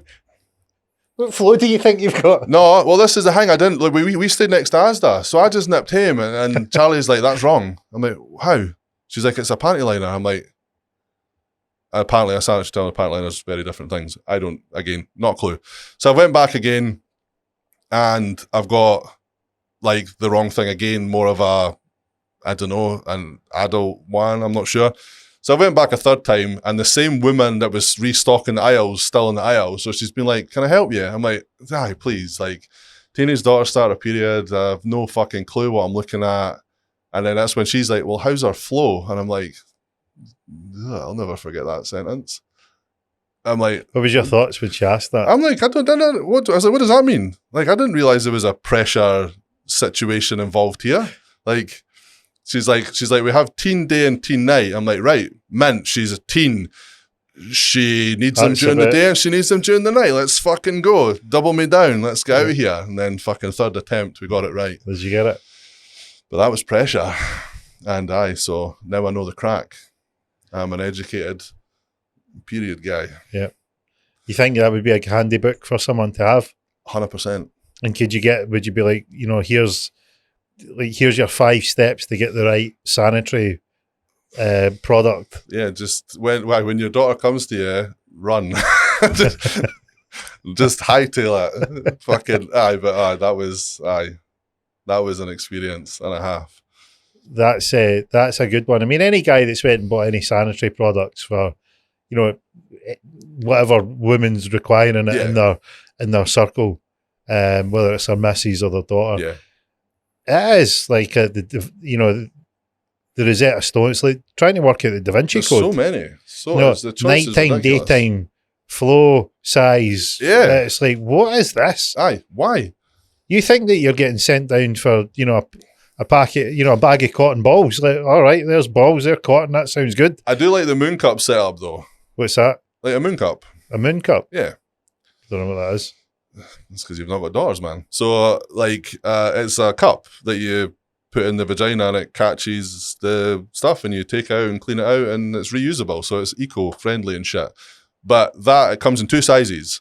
Had a baby, not had a baby. Bosh. Done. So what do you like about it? Just the simplicity in terms of well, the size? I don't really like it. Like that for me was easy. Oh, can I get one of them too, like mum? Aye, sound. Not had a baby. One size. Done. Easy. In and out. That's it. Well, I mean, I don't know about the practicality of using one, but you know, as far as going and getting them one, it was very fucking easy. If our experience up to now is anything to go by, we've probably got that miles off the mark. Yeah. We probably got it as wrong as you can get it. Who, me? Men. Oh, Christ, aye. Yeah, aye. I don't really understand the level of choice. It doesn't make any sense to me. Nah. Does that affect like people getting, like women getting tattooed? Like if it's that time of the month? Yeah, it does, mate. Aye, yeah. Because I'll have clients, I'll have female clients that'll come in and they will be like, sound. And then they'll have a day where their world just falls apart. And you'll generally kind of like, are you on? They're like, yeah. And I'm like, this is why. And so I get a lot of clients now, they will book their tattoos around their cycle because they're, I think every woman's different with their cycle, but some women, they get hot, they get irritable, they get really sensitive to certain things and that. So it heightens a lot of stuff for some women. Mm-hmm. So if you are a woman on your cycle, maybe take that into account when you're booking your tattoo. Because from my experience, it does seem to bother some women. I mean, that's the thing is they think that they're going nuts, but I mean, I don't think they understand how powerful hormones are. So I think if anyone understands, women understand for sure. I think it's us that don't understand. We just don't understand anything. We see everything as just sort of like, it's all very simple, logical, practical. They've got a whole sensory perception that we just lack. No. They are able to understand things that we will never comprehend. No, absolutely not. That we do. When it comes to all that, we just don't have a clue. So lassies need to book round their cycle. I mean, it's definitely some advice I would say, like from my experience, because they'll sit no issues, and then they'll have a day where they can't hack it. It's really sore. It's really uncomfortable for them, and it generally tends to be if they're on their cycle. Did speaking of women, did Charlie clear up if you were as tactful as you thought? Aye. I was not as tactful as I thought I was. She obviously got me in a fucking... Came in like they just want you to do shit, and you've just came in, you've just sat down, and you really can't be fucking arsed doing shit. And next thing I have to help her zip up fucking dresses, and I don't know why, but female clothing companies, they need to check themselves. They need to stop making fucking zips out of razor blades. For starts, you ever try to zip your bird's fucking dress up and it shreds you, this tiny little fucking 5mm zip, and you're like fucking, and it rips you to pieces. It's the tiny little sort of pear-shaped bit that they expect you to zip up half a body. Aye. I mean, where's the tool that you use to clasp onto the end of this? Aye, I've used pliers, and especially if certain parts of the zipping range become tight. Right, and you're trying to make it seamless. As a man, it would make sense that your woman's trying to find out, is this tight, is this fit, and you want to suggest that everything's fine and hunky-dory, and they've got the tiniest bit for you to zip up, slightest bit of tightness. Oh, is that tight? What do you say? No. So just lost a little grip of the zipper. My issue is, I don't know if you've came across it. It all comes down to the cut of the dress, I suppose, but they do a fucking stitch halfway up the fucking zip, and it almost changes the fucking course of the zip, and it's almost physically fucking impossible to get past this point, regardless on whether your missus should have that dress on or not. Ken, you need 3 fucking hands. They've done this dumb fucking thing. You're trying to pinch it. They're pulling the back down to try and create some tension. Like a fucking Grand Canyon. That's not going to zip together. It's fucking... Aye. How the fuck are you meant to put some of these things on yourself? Like, if I'm trying, she's in the dress, she's got her hands trying to pull things tight, I'm trying to pull the zip together to zip up and that's 4 fucking hands. Yeah. How do women get dressed on their own? They're pals. I don't think women do anything. They go to the toilet with their pals. Yeah, this is That's probably why. They probably need to... I need you to zip me back up. Like, listen, I'm happy to do this morning, but I need 3 sets of hands to get the zip back up. Get the fucking dress back up. So how what did Charlie say in terms of your tactfulness? Did that deflection not work to get me out of this? It was good, but it didn't get me off the point. I think it's good to round off where it's good to sort of wrap a bow around it. Absolutely. What did you say that you said? So I like to recap. Obviously, last time I thought I just did my usual. That does nothing for you. Turns out I've been a bit more blunt, and I've been like, it does fuck all for you. It's hanging off you like a fucking pundament. It looks like shit and blah. And I might have went on a mild rant about the dress. And was the dress that bad, or was it she had been persistently asking you about different dresses? There was a build up to this situation, and because she was obviously trying to get a dress for her daughter's wedding, and like the companies kind of like they get this fucking model and they tailor the fucking hang to the model and it looks great, and then you take out the bag and you're like, the fuck's that? Mm-hmm. That's not the same dress. And then so it was kind of like a couple of steps of disappointment up to that point, and then I was more frustrated with the fucking zip and the fact all my fingertips were now destroyed. And then I've kind of maybe been a bit. We're at the point in the relationship now where my honesty was not well received initially. Like in terms of, do you think that I look fat in this? I'm like, it looks like you've bought the sizes. It looks like you've picked up the wrong size. It's not that you look fat in it. It's that it just doesn't fit you. It's cutting off your circulation. It's not even, is it a question? Aye. And that wasn't well received initially. No. But we're at the stage now where my honesty can be trusted. I'm not going to lie to you. I'm not going to tell you it looks good. Because when like they do put something on that looks shit and you don't tell them and you're like, you're sound, and then they'll catch themselves in a mirror or a window and then you're the prick. Yep. Because you weren't honest. Yep. But then when you're honest too, you get your fucking heat chewed because you've... And it's that fine line between you get stuff that looks great, but it's not really going to be comfortable. No. You're going to be holding yourself in the whole day. And then I'm just going to hear about, like, shoes is an easy one. Yeah. Like, so, the shoes look great, but you're going to cut your feet to bits and you're going to be in bare feet by, 2 hours in, you can't handle it. Charlie always says she's like, looking good's not about comfort. That's it. It's the ratio. It's like, well, if you want to look awesome, don't expect to be comfortable. Yeah. And if you want to be comfortable, you're not going to look awesome. Exactly. You're not going to look. Crocs are a prime example of that. Exactly. I'm not I believe people that say, hey, look, Crocs are the most comfortable thing in the world.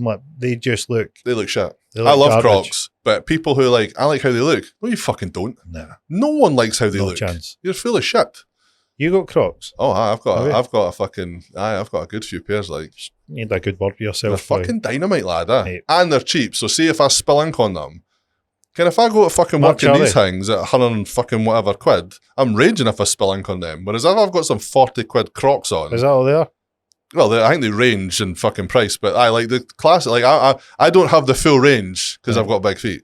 Yep. I only have a select amount of ones I'm allowed to buy. But you fuck them up, you don't care. Right. They're fucking just rubber nothings. I can't imagine what you'd look like in a pair of Crocs. Mega. No chance. I make the Crocs no look. danger. No one looks good in Crocs. You just look Nobody. like where did we get him from? See, if you want to dry your bird up rapid style, walk in with a pair of Crocs on. If you can't be arsed that night, walk in with Crocs on. She's no interested in anymore. It's some big silverback walking in the living room with a pair of Crocs on. Just spreading the sex appeal through TikTok, and then a big pair of dirty Crocs. I was looking at a photo when I was on holiday, like me and Ragnar are playing fucking ping pong or whatever day, and I'm like, I look in good shape, and then you get down to my feet, and there's just these white altering Crocs, and I'm like, that's fucked. Game's just lost it. So if I ever upload that, I'll just have to crop the feet out. Crop the Crocs. So what was your ideas with like how you would do a bit more content in terms of your tattooing bit? I'm not overly sure. I kind of want to take it down a more like just a more of a piss take comedy type route, but like at the same time delivering kind of information, because like loads of clients do really dumb shit and it's funny. Like what? Like fucking like one of the things is like I'm playing about with is like a post about aftercare, but not to tell you how to look after your tattoo, more to tell you how not to look after your tattoo. So like I'll tattoo you, I'll tell you how to look after it, and then I give you an A4 piece of paper, which is double-sided. It's long-winded, but it's basically like layman's terms, fucking just, this is what you do, broken down to that a 3-month-old baby will know how to look after a tattoo. That's how simply explained this is. And did they get it that wrong? Mate, they look at it and be like, I sound. Fuck that.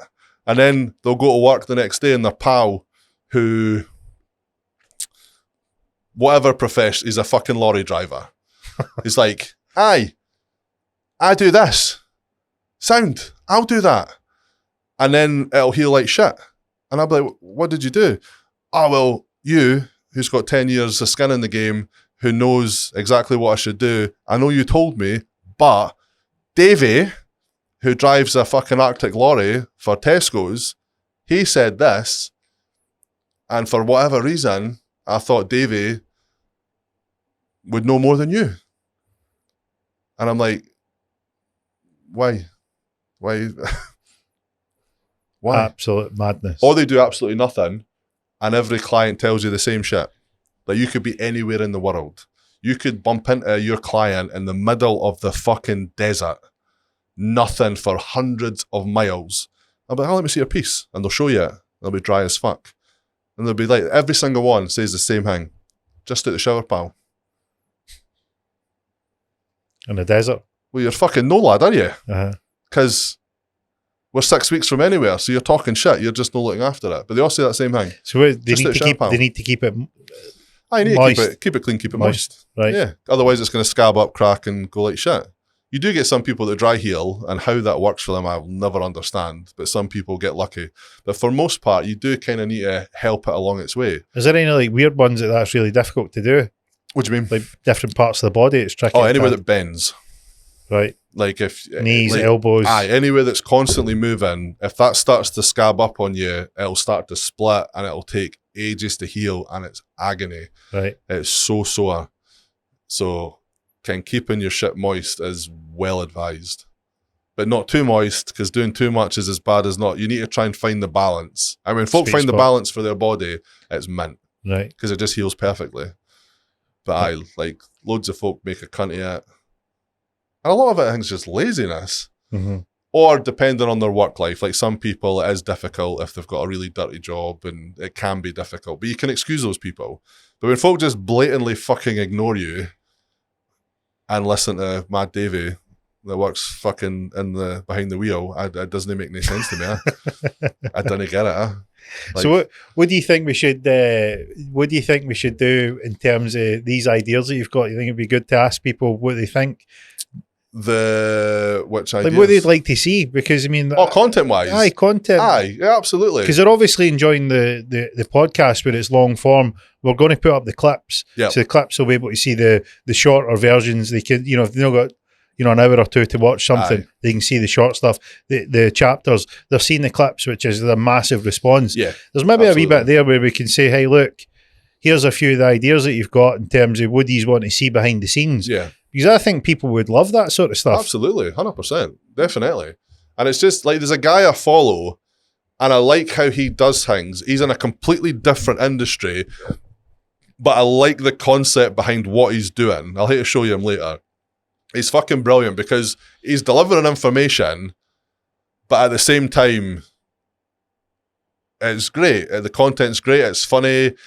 He'll call folk out on stuff, and like, it's really good. And I want to try and, I'm not too sure how I can apply that yet to the tattoo industry, but I'm going to try and figure out a direction where it's informative, but at the same token, it's fun at the same time. Because like the guy's great to watch, and it's funny, and I'm like, right, if I can replicate that, but relevant for what I'm doing, then that's We need to chuck us some ideas around, because I think once we hash out what there's a piece in there, the fifth one that we spoke about. Yep. That I think's a really good. That's a really good bit. shout. And we could probably, once we get that dialed in, we can probably do a piece where we say, "Hey, look, this is how it started. Here's some of the bonkers ideas." And it was good because you have these different sort of industries, different minds, different perspectives, and you're throwing these out here. And I'm like, right, where are you thinking about? What are you thinking about doing? Why are you thinking about that? And sometimes it's that ability to bounce ideas off of people where they'll have a skill set that you don't have. No, absolutely, and like vice versa. Like for instance, I wouldn't attempt to say, "Hey, look, I think this thing looks better this way." I would go to the guy that does it every day, that's sort of interpreting that information. Yeah, for sure. So that information might be, how do you think this looks? This is what I'm wanting to try and get. You're interpreting their ideas and putting it into, something that's real, putting it into a tattoo. Absolutely. I would be like, well, I'll ask Mikey. He's the guy that does that. Aye. In the same way you're like, I've got a really good idea, and you're needing to run it through my software where you go, what do you think? I'm like, well, maybe if you do this. Yeah. And 5 things later, 5 ideas, you've got something, you go, do you know what? That probably would work. That's definitely got some. And it was an off comment. Absolutely. It was like, I'd always thought of this. And it was like, it came out. It came out and you thought, that's the one. Like one of the previous idea, that's really good, but you need to wait for the rest of the country to catch up. Mm-hmm. And like I said, other countries have started implementing it, and I think it will come here. And hopefully I find out in advance to get a jump on it. Well, I mean, the piece now is that what's shifted now is industries are, if you wanted to be recognised, it would be a body or a institute of some kind.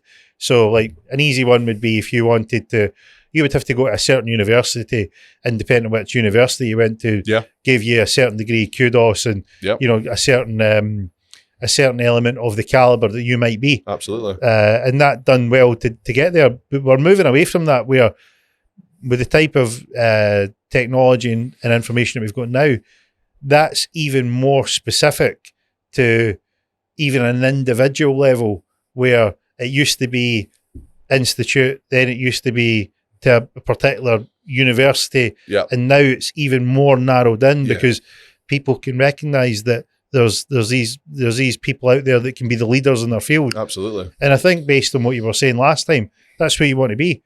Yeah. You want to be the fucking guy. You want to be at the top. And I think that's one of the best ways to be the guy, is to go there. That's the industry standard.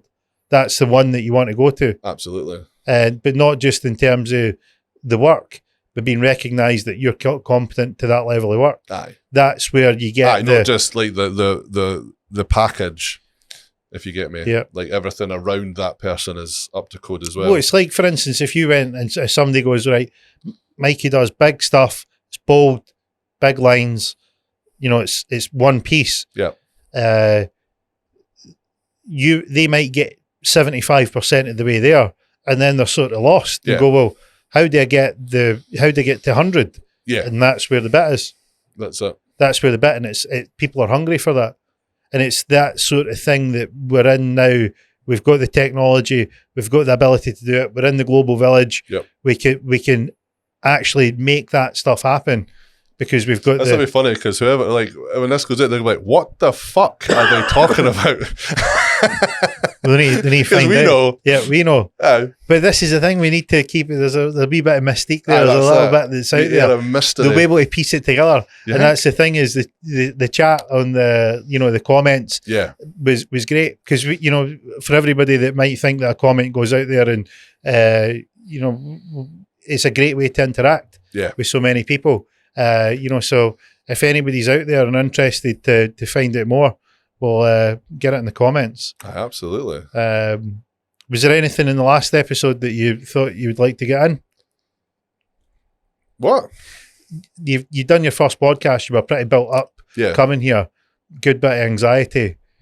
Looking back, was there anything that you thought, I wish I'd said that? Or nah, not particularly. Like, obviously folk commented and be like, "Oh, I wish you went more into this and more into that."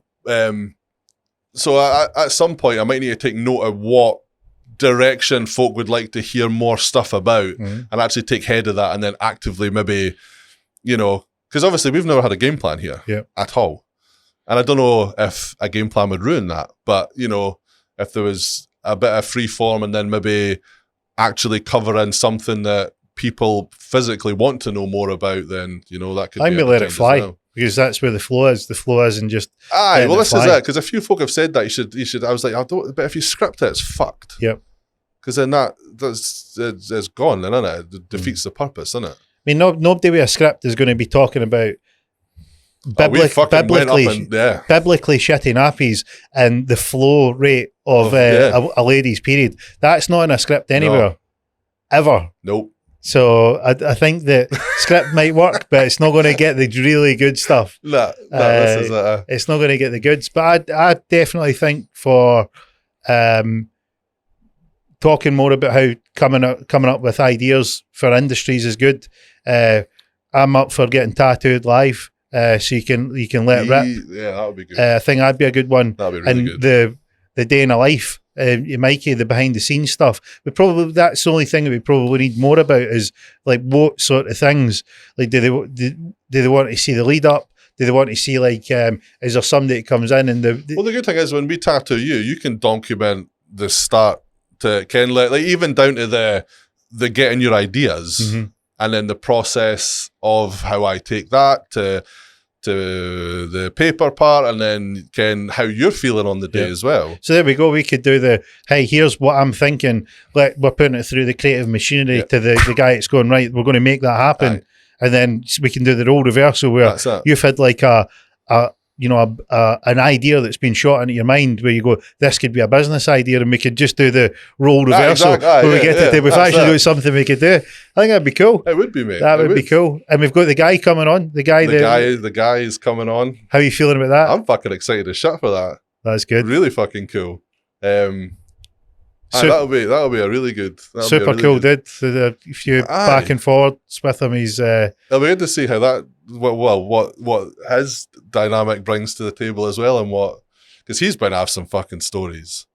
Oh yeah, he's got a lot of skin in the game. Yep, and a time as well. Like he predates me. He'll have some fucking story, and he came up in Belfast, so he'll have some stories. Well, I reckon we get them together.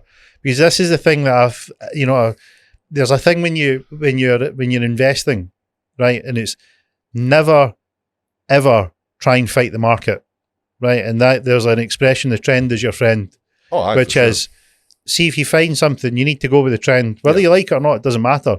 It's not, you can't decide what it does. Aye. And there's something in this sort of industry that you guys in, Chris being the guy, yourself, that's the up and coming, aiming right for the stars. You're going for top spot, and there's something in there that people really, really like. Yeah, and we're going to go looking. We're going to go find out what it is. We're going to go and find it out. Soul searching. So we'll put it out. We'll put it out to everybody and see where we'll get some of that market information. Yeah. Tell us. Yes. Tell us what you want to see. Or so, don't. I think it'd be good. And then if he's like any of the shenanigans in terms of parenthood, disasters, tips, tricks, if you think Mikey should write a book about I think it'd be a fucking Sunday Times bestseller, lad. What was it called again? It's What They Don't Tell You. What They Don't Tell You in Parenthood, written by Big Mike OST. If you want that to go to publishing. Someone fucking what was it? Obviously Big Mike OST. OST is the start of my surname, but someone thought it stood. Oh, what the fuck was it? They thought the OST stood for something, and it's gone. Oh, what the fuck did it mean, man? Nah, I've lost it. So what did he think that it was? That was the last thing. She's like, I thought this meant this, and it was something like fucking. I don't even know. What the fuck was it? And I'm like, nah, it's just my name. But what they thought it was it wasn't a bad thing. You know what I mean? It was fucking. I can't mind if it was something tattoos or what the fuck it was. I can't mind. But they thought it stood for something. Oh, that's going to piss me off now, like. I'll be in the tip of your tongue.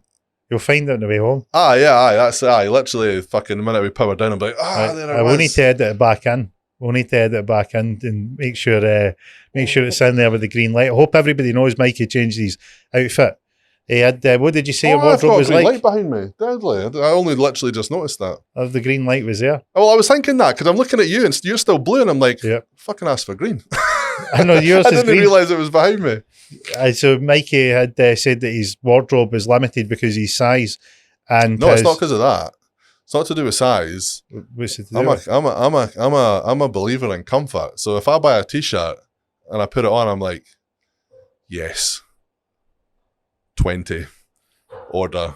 But you let that out of the bag when you said that you had Crocs. I mean, that told us everything you needed to know about your fashion sense. But no, the only issue I have with size is the shorts thing. Right. No one makes trousers for a big man to be comfortable. No. They don't exist. No, I would have. They don't. They've thought they'd hooked you up. Nah. The closest thing you come is stretch denim, but that has its own challenges. Right. It's mildly comfortable, and then you need to attempt a set of stairs, and it bunches all around your fucking knees, and you can't get your trouser leg back down over your big fucking calf, so fuck trousers. I reckon you need to do a video of that. What, me trying to... Aye, that's like a day that's viral content. That's going straight to that's going straight to like 100 million views. Like some big dude trying to get a rolled up piece of stretch denim around a calf. That's funny. That content, like, this is what happens. And getting belted with 24 Sharpies out of nowhere. I like blow darts. The fucking being this size and shopping doesn't go hand in hand at all. No. I can buy socks from a shop. That's literally about it. That's a limited number of stuff. Do you even wear socks with Crocs? Oh yeah. Yeah. Aye, fucking right. Total savages wear them raw like. You need the fucking pair of socks on. Can you raw dog the Crocs? Nah, it's fucking rough. Is that a comfort thing or?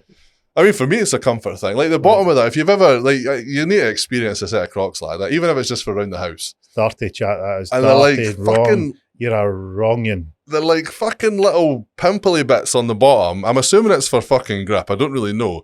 And then obviously you've got all holes around your toes there. So if you didn't wear fucking Crocs, you've got this shit like poking at the bottom of your feet and you can get a rogue fucking toe through a hole. So you need, and they get sweaty. So it's definitely a sock game. Like, you'd be a real man and wear proper footwear instead of this rubberized nonsense that you're talking about here. You just don't know, lad.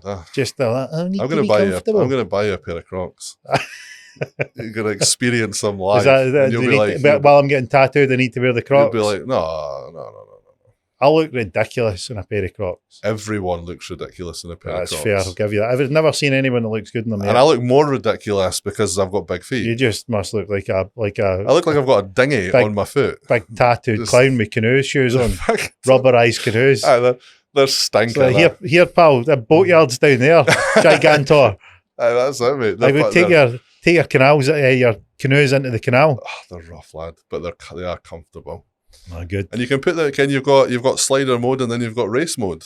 What do you mean race mode? Well, you've got the wee strap that you either flip forward so they're like a slider, or if you want to engage race mode, you flip the strap back. What are you racing in a pair of Crocs? What are you talking about? Everybody, mate.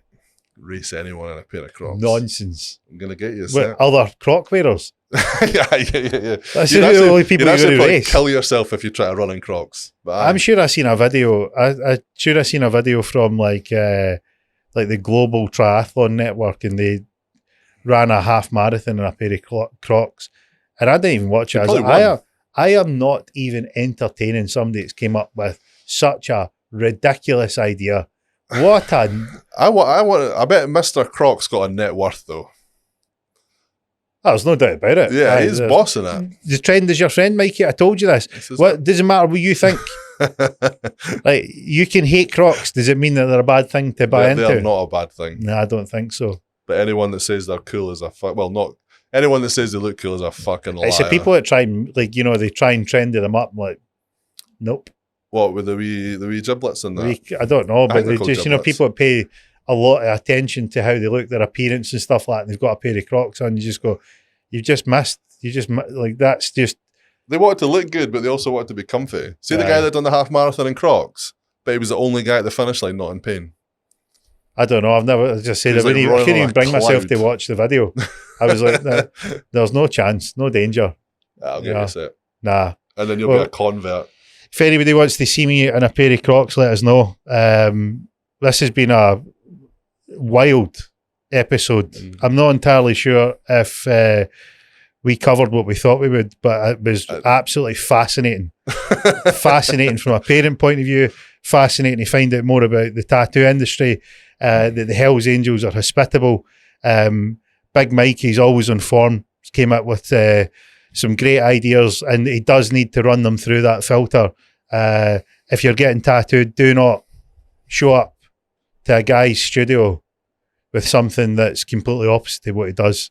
If for the ladies out there, try and get it done when you're not that time of the month. And if you need any advice in terms of your flow, Mikey's your man. He's planning on publishing a book, What They Didn't Tell You About Parenting. I think it would do well, mate. I think it would. And if you like more of this, let us know. We're listening to all the comments that are out there. You wanted to find out a wee bit more. If you want to see a behind the scenes in terms of the tattoo industry, let us know what you'd like to see. If you want to see me getting tattooed live, we'll put a poll up. We'll see first tattoo as well. First tattoo. We'll go for a full sleeve. Fucking virgin. We're not even, none of that, like pop his cherry. Give me a swan on my hand or a tear. None of that nonsense. Go big or go home. Absolutely. So we're going to go all the way. Smash it. If you want to see that live, let us know. And if you want to see behind the scenes, in terms of like somebody getting tattooed in a conversation, Mikey's looking for some info on what you guys would like out there. We've got a very special guest coming up soon. In Mikey's own words, he's the guy. He is the guy. And we'll continue on these epic conversations. So from us this week, that's a wrap.